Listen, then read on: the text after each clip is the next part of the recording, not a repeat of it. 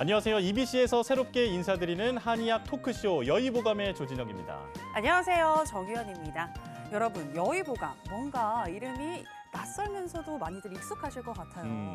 아무래도 이 한의학의 정수를 담고 있는 책이죠. 동의보감이 많이들 떠오르실 것 같은데요. 맞습니다. 동의보감 하면 한의학의 집대성한 명저이자 또 현대까지도 우리 현대인들의 건강을 책임지고 있는 명저라고 볼 수 있는데요.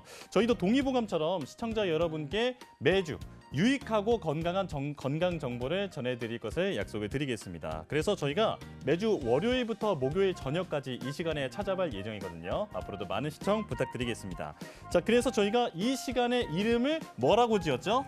여의보감이죠. 그렇습니다. 여의보감이라고 지었는데 여가 어떤 한자인지 아시나요, 유현 씨? 제가 또 찾아봤습니다. 너 여자더라고요. 너 여자. 네, 그러니까 너의 보감, 즉 여러분들의 의학 정보를 담고 있는 보감이다. 그렇게 생각을 하시면 될 것 같아요. 맞습니다. 아, 정말 제가 생각해도 이름을 참 잘 지은 것 같습니다. 100점짜리 대답이었어요. 네. 자, 그렇다면 여러분의 건강 지킴이가 되어드릴 여의보감 첫 번째 시간을 진행해 보도록 하겠습니다. 네, 오늘은 대한한의사협회에서 나와주셨는데요. 오늘의 초대 손님들 먼저 화면으로 만나보시죠.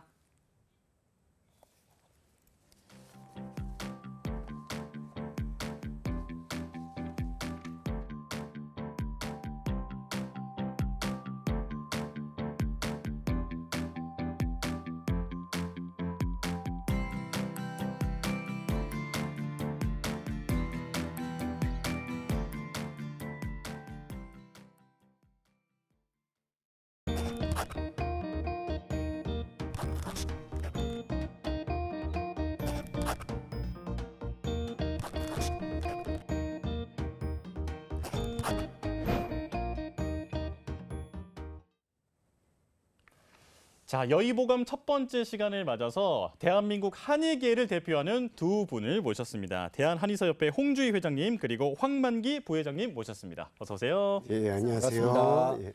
네, 귀한 걸음 해주셔서 대단히 고맙습니다. 사실 이렇게 새로운 프로그램을 시작한다는 건 저한테는 너무나 설레는 이야기거든요. 맞아요. 네, 그런데 이렇게 또 한의학 전문 프로그램이 런칭됐다는 건 또 한의학계에서도 굉장히 또 신선하고 또 반가운 소식이 아닐까 싶은데요. 어떤가요, 회장님? EBC에서 이렇게 여의보감이라는 코너를 통해서 한의학을 국민들에게 널리 알려드리고 상식을 전파할 수 있는 이런 코너를 마련해 주셔서 진심으로 감사드리고요. 모쪼록 이 여의보감이 국민들에게 아주 유익하고 슬기롭게 건강에 슬기롭게 대처할 수 있는 그런 코너로 아주 장수 프로그램으로 자리 잡았으면 좋겠습니다. 네, 그랬으면 좋겠습니다. 좋은 말씀 감사드립니다. 자, 오늘 첫 시간인 만큼 대한한의사협회에서 회장님 그리고 부회장님께서 나오셨는데 회장님께 질문을 좀 드릴게요. 제가 회장님 이력을 찾아보니까 공부를 네. 잘하셨어요. 네. 이 명문 Y대학교에서 사실은 생화학과를 졸업하시고 다시 한의대를 가셨더라고요. 그러셨구나. 한의사의 길을 선택하신 이유가 뭘까요? 예, 제가 사실은 이제 연세대학교 생화과 4학년 때 제 지도 교수님께서 인삼에 들어있는 주요 성분이 사포닌에 대해서 주로 연구를 하셨습니다. 사포닌, 네. 예, 그런데 이 사포닌이 인삼뿐만 아니라 더덕에도 있고 뱀독에도 있거든요. 그런데 이것이 사포닌이 어느 약재에 들어있느냐에 따라서 그 나타나고 발현되는 효능이 전혀 다르게 나타납니다. 그래서 그것이 이제 서양의학적으로 좀 한계점이 있기 때문에 보다 제대로 연구해보자 그런 취지에서 한의대를 다시 입학하게 되어서 조금 늦은 나이지만 27살 나이에 이제 가천대 한의학과를 다시 들어가게 되었고요. 네. 그래서 이제 사포닌 연구를 지속적으로 하고 싶었는데 문제는 우리나라 이제 제도상의 문제가 좀 있습니다.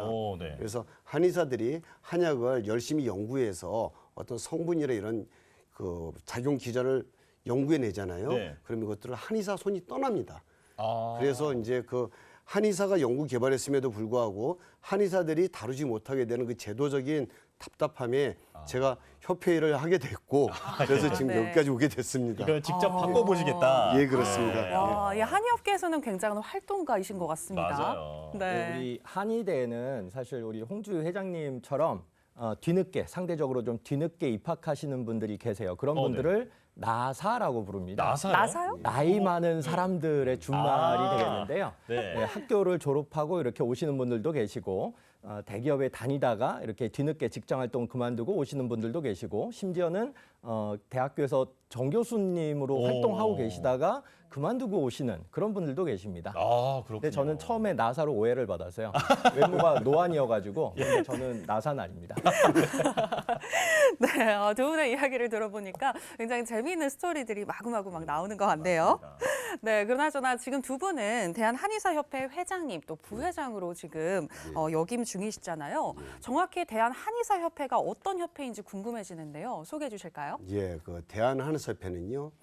일제강점기 이전이죠. 대한제국 시절에 1898년에 대한의사총합서라고 하는 단체가 설립이 됩니다. 네. 그 단체가 저희 협회의 모태고요. 어. 불행하게도 일제강점기 동안에 저희 한의학은 민족문화 말살 정책에 의해서 일제에 의해서 핍박을 받게 됩니다. 그동안 이제 한의사 제도가 의생으로 격화가 되었다가 1952년에 국회에서 다시금 국민의료법에 의해서 한의사 면허가 부활을 하게 됩니다. 그러면서 만들어진 단체가 대한한의사협회이고 법정의료단체입니다. 그렇군요. 대한의사총합소, 그러니까 1898년부터 120년 넘게 이어져 온 예. 네, 아주 역사가 깊은 단체다 이렇게 이해하면 될 것 같은데요. 자, 저희가 이 한의학의 그 역사를 이해하기 위해서는 한의학을 이해하기 위해서는 역사를 알아야 하잖아요. 그쵸. 그래서 저희가 첫 번째 주제를 한의학의 어제와 오늘 그리고 미래로 잡아봤습니다. 한의학의 정말 이 유구한 역사, 회장님께서 직접 소개해 주실까요? 예, 이제 인류가 시작되면서 질병에서 자유로울 수 없었을 것입니다. 그런데 과거에는 지금같이 과학 문명이 발달했던 것도 아닐 것이고요. 네. 그러다 보니 주변에 있는 그 약초들을 통해서 그 중에서 몸에 유익한 것들을 이제 저희가 이제 찾아서 몸에 도움이 되게끔 활용을 했었겠죠. 네. 또한 그와 더불어 역대 중국 고대 의서에 보면은 동방의 나라에서는 석침, 그러니까 지금 현대의 침의 원조격이 되겠죠. 석침이라고 하면 돌로 만든 건가요? 그렇습니다. 돌을 갈아서 침처럼 몸의 신체의 특정 부위를 이렇게 자극을 했을 때 건강에 도움이 되더라. 이런 경험적인 것들이 이제 누적되어서 경험의학으로 발전해 오다가 조선 중기 선조 때 여러분들이 다 아시는 허준 선생님께서 동의보감을 집대성하시게 됩니다. 네. 그렇게 함으로써 당시에 세계적으로 널리 골고루 퍼져 있던 동양의학적인 기술들이 총망라되어 우리나라가 동양의학의 선두주자로 이렇게 앞장서서 나가게 됩니다. 그러면서 더불어 최근에는 유네스코에서 이제 아주 세계 문화유산으로 등재까지 되는 그런 쾌거도 이루게 되었습니다. 아, 그렇군요. 역시 동의보감은 정말 한의학에 있어서 정말 가장 중요한 역할을 했다고 해도 과언이 아닌 보물이죠. 그런, 네, 정말 보물인 것 같습니다. 그런데 동의보감이 편찬된 이후에도 한의학은 계속해서 발전을 해왔잖아요. 맞습니다. 동의보감 편찬 이후에도 당대의 최신 기술들을 흡수하면서 융합하면서 한의학은 계속적으로 발전을 해왔는데요. 네. 예를 들어서 우리 정약용 선생님 다들 아시죠? 네. 다산 정약용 선생님께서 아주 대표적인 유의이면서 실학자시죠. 유의요? 유의가 뭐냐면 유학자이면서 의사활동을 했던 그래서 저희의 선배님 중에 한 분이 정약용 선생님이 되는 겁니다. 그리고 그러시구나. 어쨌든 조선 후기를 대표하는 다산 정약용 선생님이 인두법 그리고 우두법을 문헌에 소개를 해주셨고요. 그다음에 지석영 선생님도 다 아마 우리 국민분들이 알고 계신 이름이 아닐까 싶습니다. 네. 천연두 예방을 위해서 종두법을 이제 처음으로 국내 최초로 보급을 하고 시행을 하셨던 분인데요. 이분도 역시 의생번호 6번의 대표적인 한의사 선생님이죠. 이런 사실 자체를 모르시는 분들이 많이 계실 것 같아서 제가 언급을 굳이 드려봤고요. 그런데 이제 안타깝게도 일제 강점기가 되면서 우리 한의학이 굉장히 탄압을 많이 받았습니다. 그래서 이제 한의사가 의생 신분으로 격하도 되고 이랬었었는데요.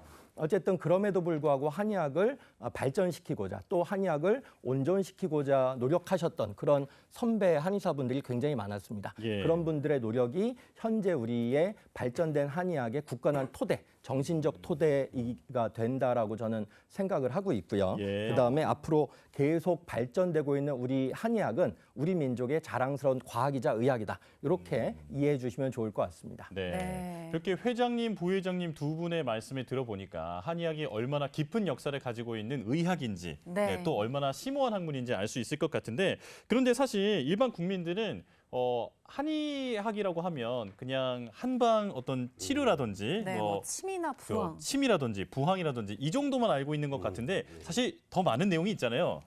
그렇습니다. 이제 많은 분들이 그 과거의 한의학의 모습을 이제 현재의 한의학의 모습으로 오해를 하고 계신데요. 네. 한의학은 시대의 문명과 기술이 발달을 하면서 그 문명과 기술을 같이 통합 흡수해 가면서 같이 학문이 발전해 왔습니다. 네.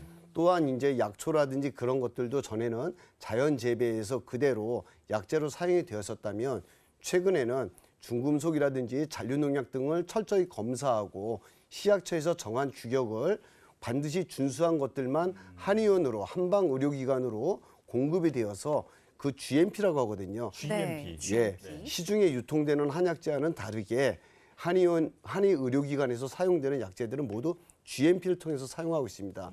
또한 더불어서 현대적인 의료기기들도 함께 한의학에 많이 활용이 되고 있습니다. 그 건강기능식품에 GMP 기준을 통과했다 이렇게 해서 뭐 딱 스티커가 붙어 있는 것 같던데 그런 것도 같은 걸까요? 그거는 이제 GMP 기준을 통과한 것을 사용했다라고 아. 볼 수 있는 거죠. 네. 저희는 의무사항입니다. 한약재. 예. 의학이니까요. 예. 네. 네.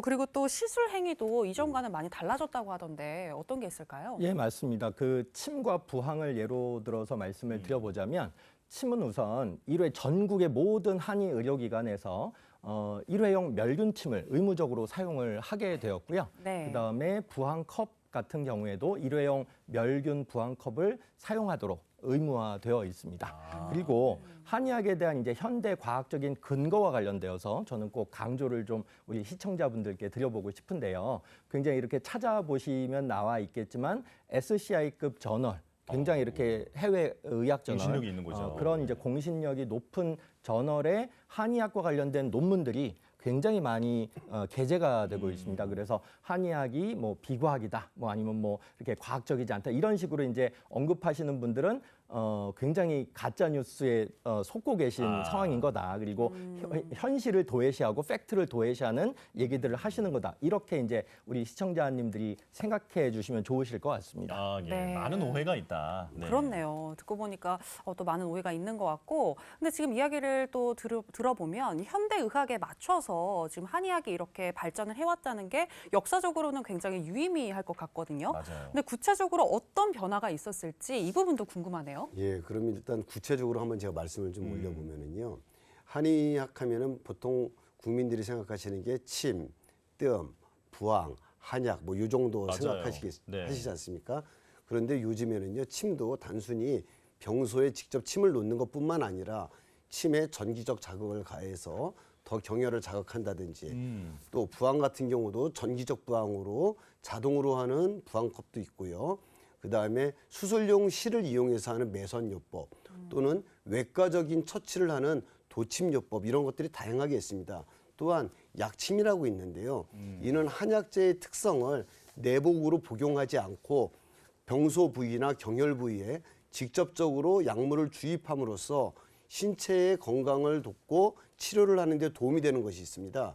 그 흔히 여러분들이 아시는 걸로 이제 들어보셨을 만한 걸로 아피톡신이라고 하는 게 있는데요. 네네. 그 들어봤어요. 아피톡신이라는 것이 결국 그 한의학에서 하는 약침입니다.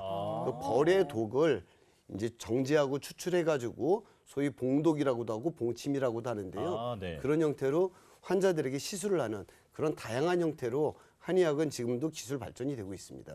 네. 제가 좀 덧붙여서 설명 말씀을 드려보자면 네. 이 한의 치료에서 또 많이 사용하는 게 한약 아니겠습니까? 그렇죠. 우리 두 MC님들도 한약 많이 드셔보셨죠? 네. 저 어렸을 때 식욕이 좀 없었거든요. 네네. 할머니께서 어찌나 한약을 많이 해주시던지 많이 먹고 자랐습니다. 예, 그 한약이 옛날에는 이제 마시는 한약, 쓴 한약 이런 이제 대중적인 이미지가 공고하게 자리 잡고 있는데요. 저도 그거 먹었거든요. 그렇죠. 그런데 네. 최근에는 알약의 형태로도 제형이 변화되어서 나오고 있고요. 그러니까 먹기가 좀 많이 편해졌죠. 네. 그리고 네네. 캡슐의 형태로도 한약이 나오고 있고요.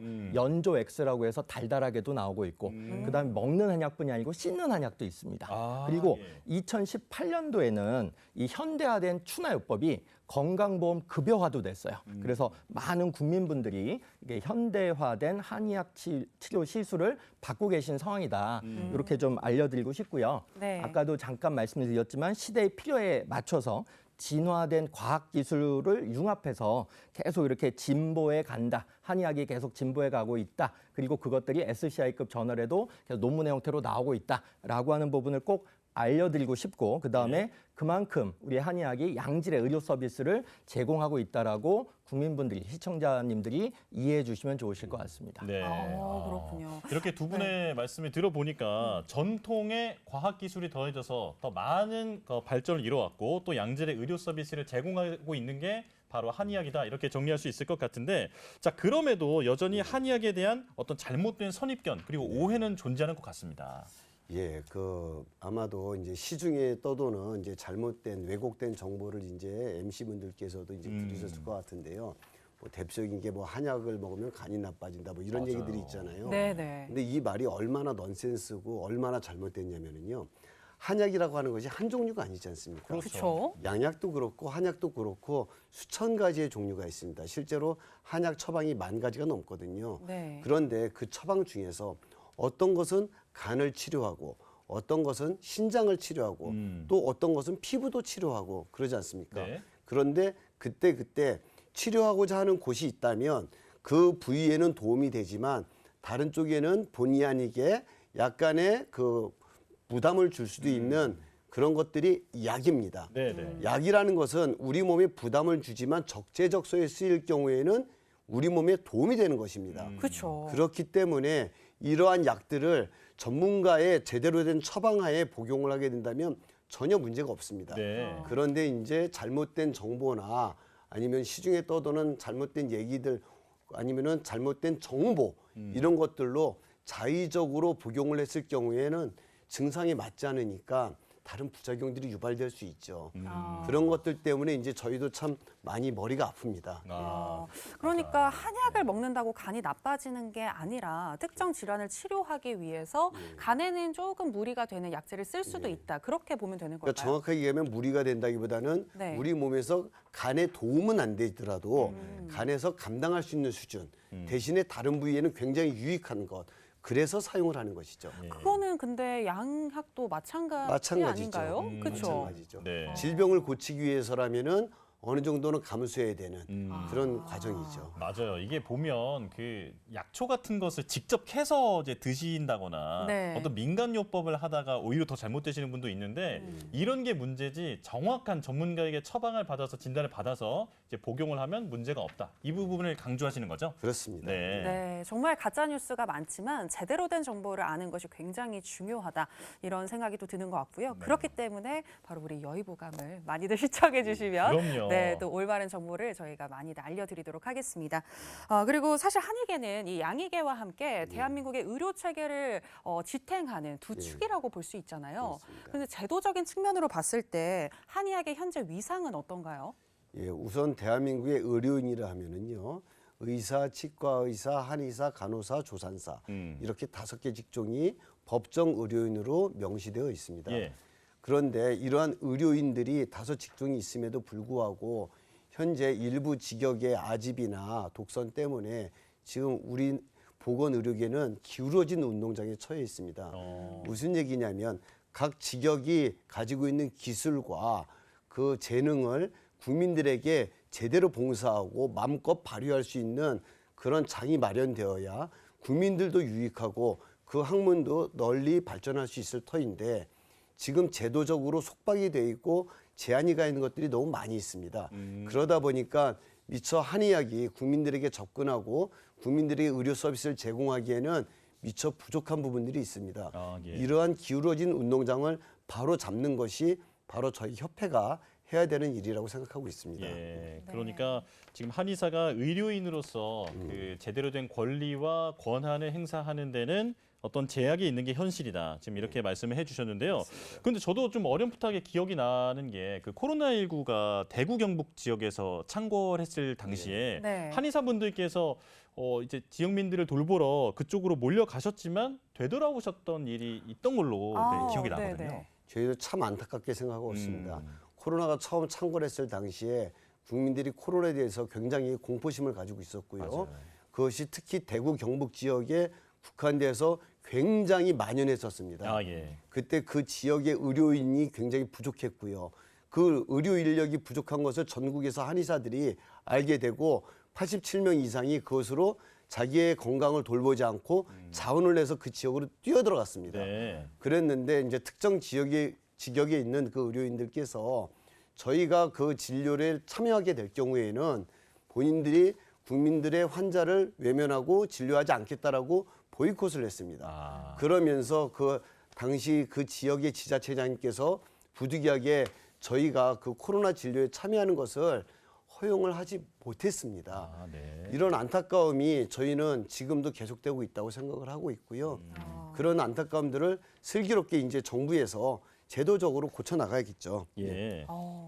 이렇게 말씀을 듣고 보니까 우리 국민들이 다양한 의료 서비스를 다 받기 위해서는 이 예. 한의계와 양의계 적절한 조화가 필요하지 않나 맞아요. 그런 생각이 드는 것 같습니다. 예, 네. 맞습니다. 네. 이게 결과적으로는 이런 갈등들이 이런 국민들의 건강권 침해로 이어진다라고도 볼 수 있잖아요. 그렇습니다. 그 민간 의료에서야 국민들이 뭐 양의건 한의건 찾아서 진료를 받으면 괜찮은데요.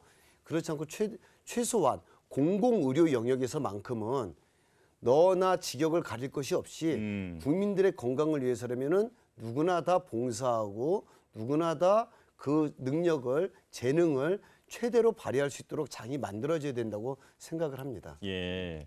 자, 회장님, 그리고 지금 우리 사회가 정말 전 세계에서 유례가 없을 정도로 빠르게 고령 사회로 진입을 하고 있는데 예. 그와 관련해서 이 한의사 협회에서도 많은 노력을 하고 있죠.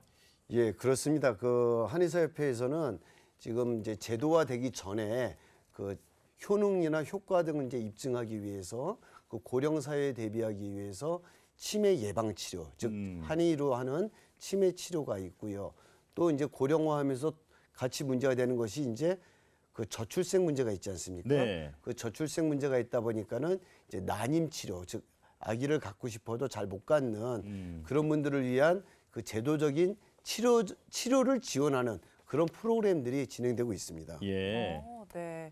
지금 방금 회장님께서 난임 치료 그리고 치매 예방 관리 이런 것들에 대해서 지금 얘기를 해주실 것 같은데, 그렇죠?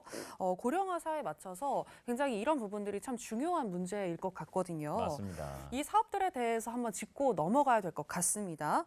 일단은 한의 난임 사업부터 한번 알아볼까요? 예, 한의 난임 사업과 관련되어서는 제가 좀 간단하게 말씀을 드려보려고 하는데요. 네. 우선 다들 알고 계시다시피 대한민국은 이미 세계적인 초저출산 국가가 됐습니다.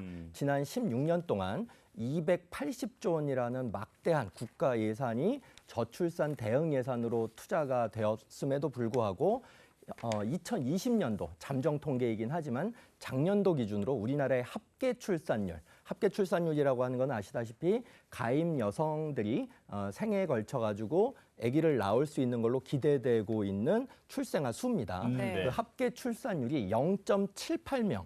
밖에 안 되고 이거는 OECD, 우리나라는 OECD 국가 아니겠습니까? 네. 선진 국가인데 OECD 전체 평균의 2분의 1도 안 되는 수치입니다. 이게 유례가 없는 낮은 수치잖아요. 유례가 없는 그러니까 예. 사상 최저치를 계속 갱신하고 있는 그런 상황이죠. 사실상 국가적 위기 상황이라고 볼 수가 있는데요. 네. 이런 국가적 위기 상황을 한의계도 적극적으로 타개하고 대응하기 위해서 지금 현재 47군데의 지방자치단체에서 조례를 통해서 한의 난임 사업을 진행을 하고 있는 그런 상황입니다. 예. 옆에 계신 우리 홍주희 회장님하고 제가 서울특별시 한의사회에서 임원으로 이제 같이 활동을 할 때 네. 2020년도에 한의학 난임 치료 지원 사업을 진행을 했었었는데요. 네. 그때 2020년도에 참여했던 난임 부부들 대상으로 통계 결과가 2021년도에 발표가 됐습니다. 보고서 네. 형태로. 그때 임신 성공률이 무려 17.4%가 나왔습니다. 이거는 17.4%가 100명 중에 한 17명 정도밖에 안 된 거 아니야? 이렇게 가볍게 생각하거나 소홀히 생각하시는 분들이 없지 않아 있으실 수 있는데 네. 미리 말씀을 드려보자면 이 환자들은, 이 난임 환자들은 양방에서도 다 포기했던 환자들입니다. 그 사실을 명확하게 알고 계실 필요가 있고 일반적인 양방에서의 난임 치료 성공률, 그러니까 인공수정 성공률이 보통 15%거든요. 네. 그것보다 조금 더 높게 좋은 성과가 창출이 됐고 또 하나 환자분들의 만족도가 이게 인위적인 시술이라기보다는 자연 친화적인 시술이기 때문에 만족도가 상당히 높게 나왔습니다. 그리고 또 말씀을 드리고 싶은 거는 지금 이제 전국 여러 곳에서 이제 조례를 통해서 난임 사업을 진행을 하고 있다고 말씀을 드렸었는데 예. 아까 난임 치료의 성공률도 엇비슷하거나 양방에 비했을 때 조금 더 높게 그런 상황을 보고서 형태로 저희가 제출했는데 비용 측면도 중요합니다. 그렇죠, 네. 그렇죠. 왜냐하면 이 너무 고가의 치료를 환자들이 부담하기가 쉽지가 않으니까. 그렇죠. 그런데 1인당 난임 부부 1인당 한의와 관련되어서 치료 비용은 보통 151만 원이었었는데 네. 양방 치료비는 동일한 1인당 295만 원이었습니다. 그러니까 9배가량. 절반 정도의 비용을 통해서 성과는 비슷하게 또는 약간 상이하게 창출이 됐다는 거. 이거를 많은 분들이 알고 계시면 좋으실 것 같고 예. 이게 저희가 그래도 안타까운 것이 이렇게 좋은 사업이 지자체 예산, 조례를 통해서만 나타나고 있다는 게 너무나 안타까운 겁니다. 네. 가까운 시일 내에 많은 분들께서 이렇게 좋은 사업을 국가 단위에서 중앙정부 차원에서 진행을 할 수 있도록 그렇게 생각해 주시면 너무나 좋겠다 이런 생각을 하고 있습니다. 예. 네, 정말 중앙정부 차원에서 이런 노력들이 필요하지 않나라는 생각이 드는 것 같고요. 개인적으로 제가 궁금한데 그럼 난임 치료 같은 경우에는 뭐 약을 먹고 그리고 침을 이렇게 맞는 그런 형태로 가는 건가요? 그렇습니다. 아, 환자에 따라서 이제 처방도 맞춤 처방으로 가야 될 것이고요. 네. 또 경우에 따라서 필요하다면은 뜸 치료를 같이 병행을 하기도 합니다. 예. 왜 그러냐면 이제 뜸을 통해서 몸에 온기를 돋게 하고 네. 그러다 보면은 이제 차가운 자궁이나 아니면 몸이 차가우신 분들 같은 경우 난임으로 고생을 하고 계신데 그런 분들이 이제 몸의 경락이나 혈맥이 활성화됨으로써 임신을 하기에 더욱 유리한 몸 상태가 될 수 있거든요. 그렇군요. 정말 여자들은 그 시술이 부담스럽기 때문에 사실 이런 방법으로 난임을 치료할 수 있다고 하면 굉장히 좋은 것 같거든요. 그런데 네. 회장님 그렇다면 이 혜택은 어떻게 하면 받을 수 있나요? 예, 지금 이제 안타깝게도 지금 전국에서 아까 우리 부회장님께서 말씀 주신 대로 지자체 단위로 사업이 이루어지고 있는데요. 약 47군데에서 하고 있습니다. 네. 그런데 안타깝게도 재정 자립도가 100위권 이내인 지자체에서만 이루어지고 있습니다. 그래서 재정 자립도가 낮은 곳에서는 그 주민들이 그 혜택을 받기가 좀 어려운 상태고요. 그래서 중앙정부의 지원이 절실한 사업입니다. 그래서 해당 사업이 진행되고 있는지 여부는 해당 한의사회나 지역의 보건소에 문의를 하시게 되면 대부분은 진행을 하고 있습니다. 그때 각 지자체마다 방법이 약간씩 상이하기는 하지만 거의 대동소이합니다. 그래서 보건소를 통해서 문의하시면은 지원을 받으실 수 있습니다. 아, 예. 네. 자, 저출산이 사회 문제로 대두되는 지금 시점에 참 의미가 있는 지원이다. 네, 이런 생각이 드는데요. 네. 자, 그리고 다음 저출산만큼 관심을 받고 있는 큰 문제 바로 치매 문제입니다. 지금 한의계에서도 이 치매, 국민의 치매 치료를 위해서 지원을 하고 계시죠? 예, 맞습니다. 이 한의 치매와 관련된 사업에 대해서 제가 조금 좀 말씀을 드려보고 싶었는데요. 이 초고령 사회 이미 도달해 있죠. 이미 네. 우리가 겪고 있는 상황인데요. 이 초고령 사회에 대응하기 위해서 한의 치매 사업도 굉장히 활발하게 진행이 되고 있습니다. 그런데 지금 현재 전국에서 4군데 지자체에서 진행이 되고 있어요. 서울특별시, 부산광역시, 그리고 경기도 용인시, 그리고 전라북도 장수군 이렇게 4군데에서 조례를 통해서 진행을 하고 있는데요. 네. 조례에 따라서 그러니까 지원 범위가 조금씩 다르긴 한데 일반적으로 한약 치료 그리고 약침 치료가 이제 기본적으로 구성 세팅이 되어 있습니다. 그리고 나머지 치료들은 지자체에 따라서 조금씩 다르니까 각 지자체별로 그 소속 보건소가 있지 않겠습니까? 보건소에 치매 안심센터가 있습니다. 거기에 연락을 하시면 내가 우리 지자체에선 어떤 혜택을 받을 수 있다. 요거를 바로 아시게 될 거라고 생각하고요. 또 치매 치료, 또 치매 예방과 관련되어서 치매나 뭐 치매 예방에 한의학적인 치료를 하는 게 맞나? 이렇게 이제 의아하게 또 생각하시는 분들이 없지 않아 있을 것 같아요. 네. 그런데 이 국제적인 흐름을 좀 말씀을 드려보려고 하는데 일본은 신경학회, 그러니까 양방 신경학회입니다. 일본 의사들은 한약도 쓸 수 있고 양약도 쓸 수 있고 두 개를 다 쓸 수 있는 권한자이기 때문에 일본의 신경학회는 양방 신경학회를 의미하는 겁니다. 여기에서는 치매 환자들한테 가이드라인으로 교과서적으로 억간산이라고 하는 과학적 근거를 갖춘 치매 예방 한약, 치매 치료 한약을 적극적으로 권고를 하고 있고 네. 조등산이라고 하는 또 아주 대표적인 치매 예방, 치매 치료 한약이 있습니다. 이거를 신경학회 가이드라인으로 치매 환자들한테 아니면 경도 인지장애 환자들한테 적극적으로 처방을 하고 있는 게 첫 번째 국제적 흐름이고 네. 두 번째 국제적 흐름은 노벨 생리학상을 2015년도에 받았던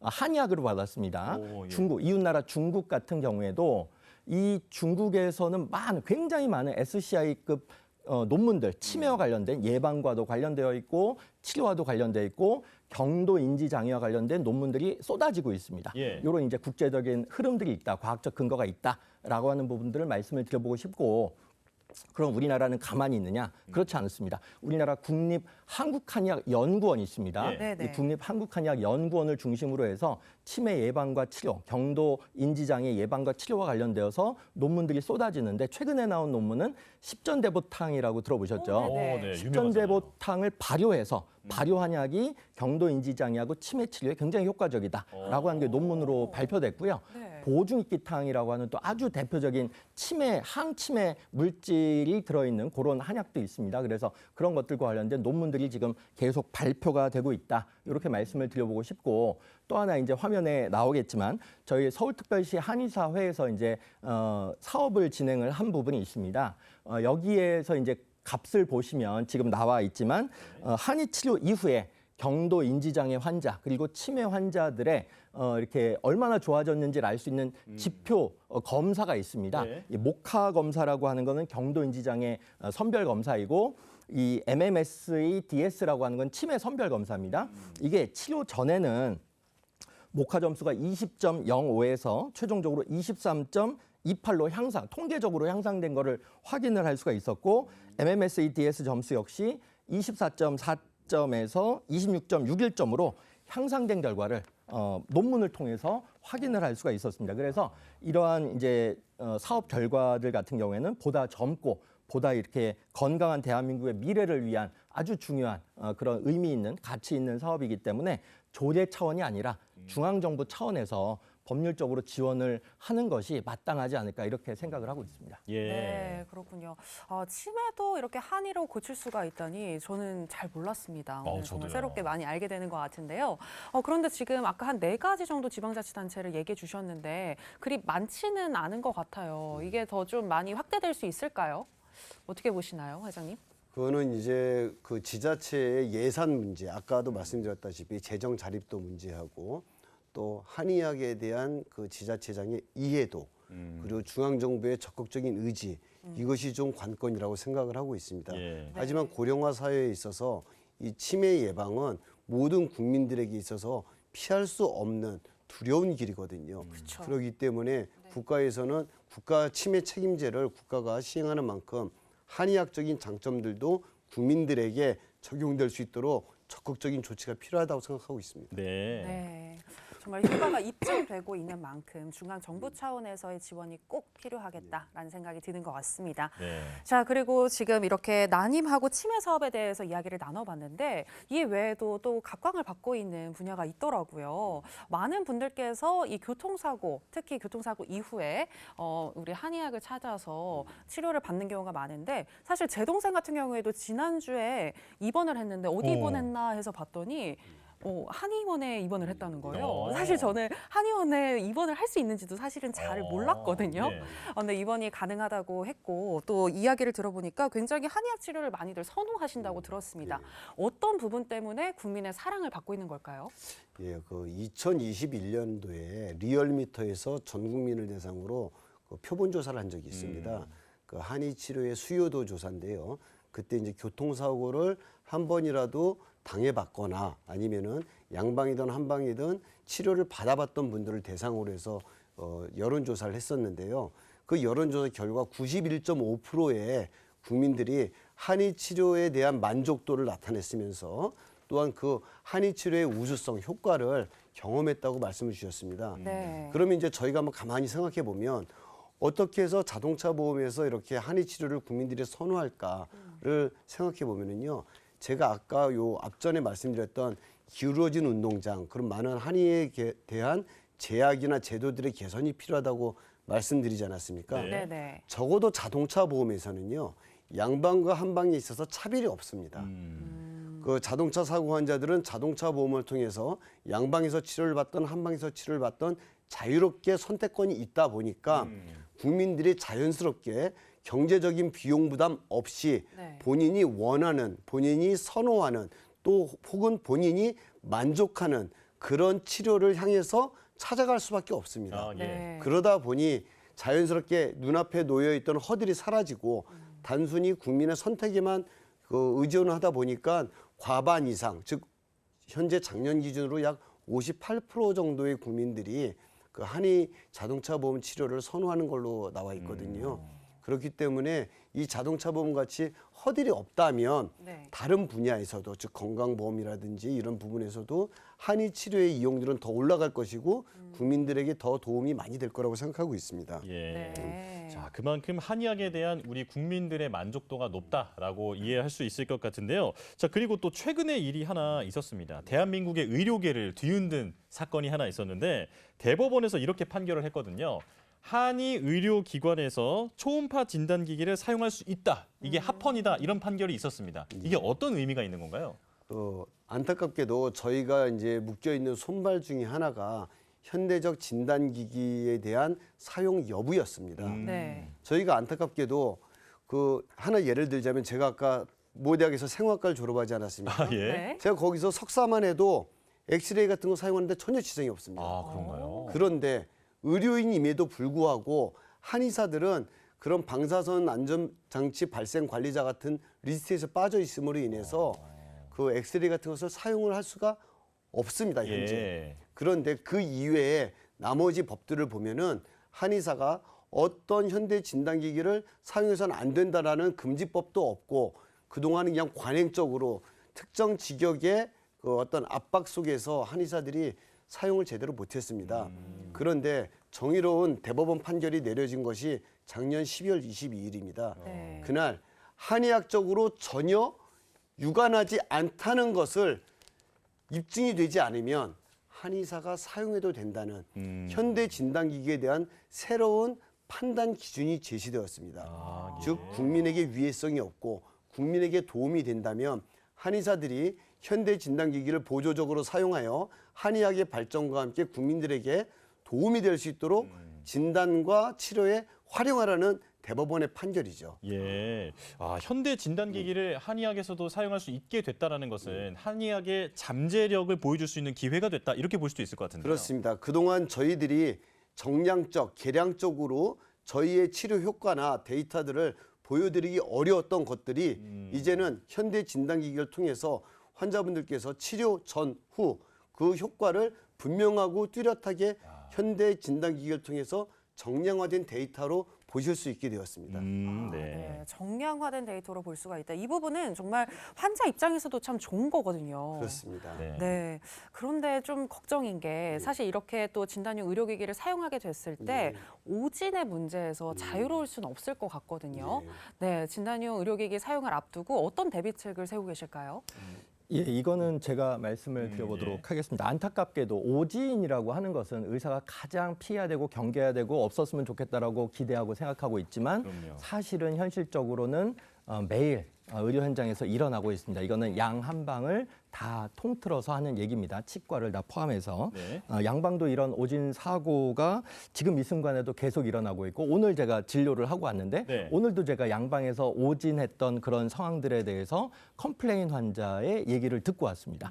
갈비뼈가 부러져가지고 봤는데 갈비뼈 부러진 걸 모르고 계속 근육통 과 관련되어서 시술을 받고 계속 안 나으니까 세 군데 정형외과를 갔다가 다 이제 오진 상황에서 이제 네 번째에서야 겨우 이제 확진 판결을 받았다. 아, 그러니까 이런 이제 상황들이 비일비재하게 우리는 겪고 있는 그런 상황들이죠. 그래서 네. 또 뭐 여러 가지 상황들이 있습니다. 뭐 의사가 실력이 없다기보다는 사실은 너무 바쁘기도 하고 좀 이렇게 주의 집중을 좀 못하는 어떤 상황일 수도 있고 그래서 만약에 그 뭐 저희한테 뭐 초음파와 관련되어서 오진과 관련되어서 얘기를 하는 특정 직역이 있다면 그분들도 원래는 그렇게 매일매일 오진을 하고 있으니까 절대로 쓰면 안 되는 거예요. 그러니까 오진의 어떤 상황이 있다고 해서 그거를 못 쓴다라고 얘기할 수 있는 자격지징이 된다는 건 말이 안 되는 넌센스적인 얘기다. 이렇게 저는 말씀을 드리고 싶고 물론 예. 당연히 오진의 어떤 상황을 줄이기 위해서 노력을 해야 되죠. 저희 한의계에는 의료인으로서 이러한 이제 확률을 최소화시키고 거의 0에 수렴하도록 만들기 위해서 지금 이제 전국을 순회하면서 협회 차원에서 초음파 교육을 적극적으로 시행을 하고 있습니다. 그리고 보수 교육이나 여러 학술 대회, 심화된 어떤 교육을 학부 때 물론 다 배우지만 심화된 임상 교육을 시행하고 있는 그런 상황이기 때문에 국민분들은 안심하고 한의원에서 적극적으로 초음파 진단을 받으셔도 좋지 않을까 생각하고 있습니다. 네. 네. 자, 이런 노력들이 모여서 한의학이 앞으로 더 성장할 수 있을 것으로 기대가 되는데요. 자, 이제 한의학이 한국을 넘어서 세계화를 앞두고 있는데 저는 사실 그 올림픽이나 월드컵 기간에 보면 이 선수들이 상의 탈의를 했을 때 부항이나 침자국이 있는 경우가 많거든요. 아, 맞아요. 네. 네, 세계적인 선수들도 그런 치료를 받는 경우가 많은데 한의학의 세계화 지금 얼마나 진행되는지도 궁금하거든요.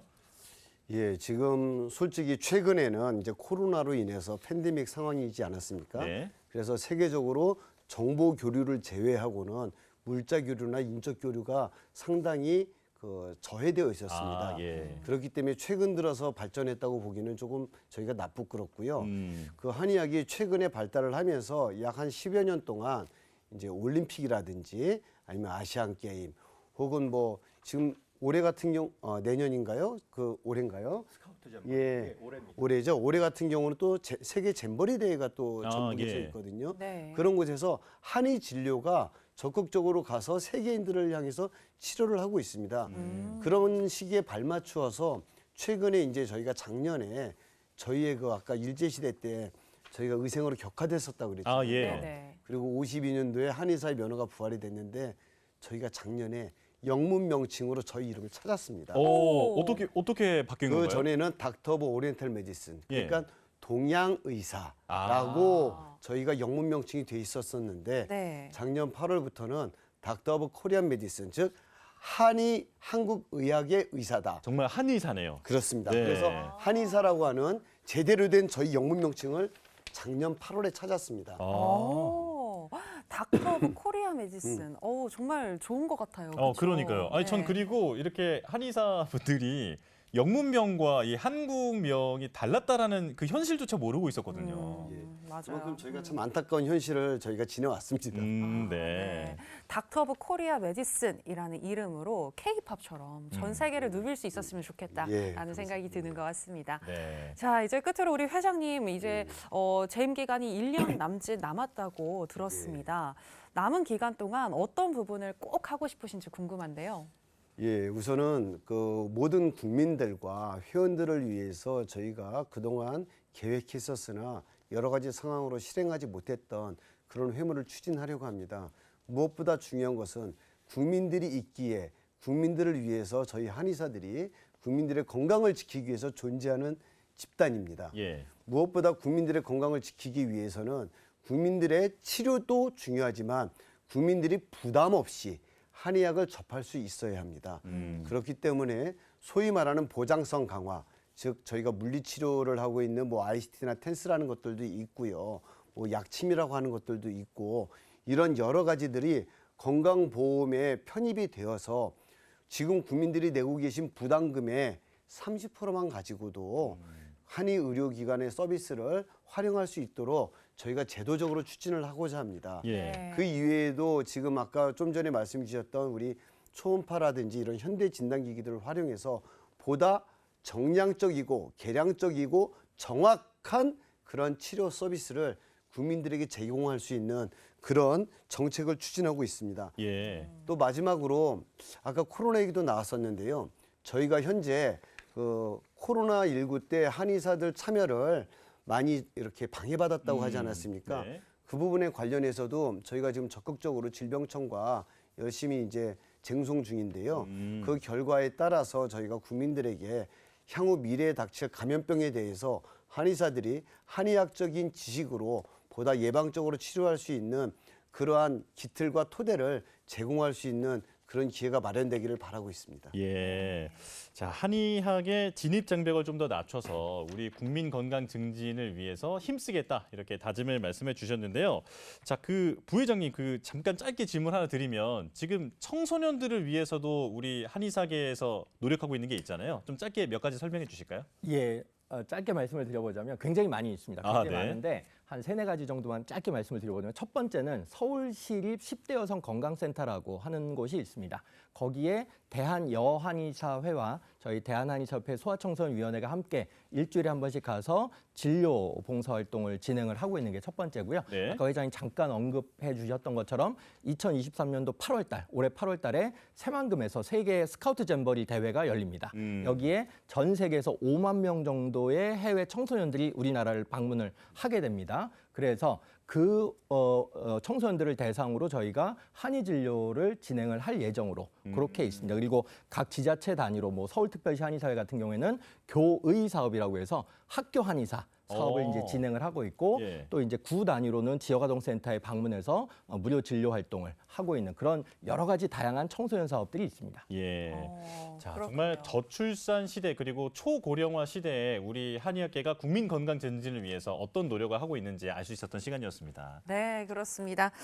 여의보감 오늘 저희가 준비한 소식은 여기까지인데요. 이제 맞춰봐야 할 것 같은데 뭔가 너무 아쉽습니다. 그러니까요. 이게 오늘 첫 방이었잖아요. 네. 어떠셨나요, 소감? 좀 알려주세요. 제가 사실 한의학을 정말 사랑하는 사람으로서 이제 뭐 많이 나름 지식을 좀 알고 있다고 생각했거든요. 네. 그런데 오늘 이 회장님과 부회장님을 이제 모셔놓고 얘기를 들어보니까 정말 한의학에 대해서 그동안 몰랐던 것, 또 오해했던 것들이 많았구나 생각이 들면서 조금 MC로서 부끄러워지는 시간이었습니다. 네, 저도 사실 제가 한의를 굉장히 좋아하거든요. 네.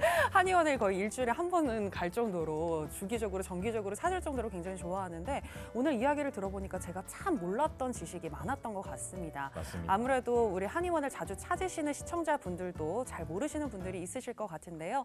매일 저희와 함께 하시면서 좋은 정보들 많이 가져가시면 좋을 것 같습니다. 네, 자 이렇게 여의보감 첫 번째 시간 마치겠습니다. 저희는 내일 이 시간 더 알찬 건강 정보로 돌아오겠습니다. 함께 해주신 여러분 고맙습니다.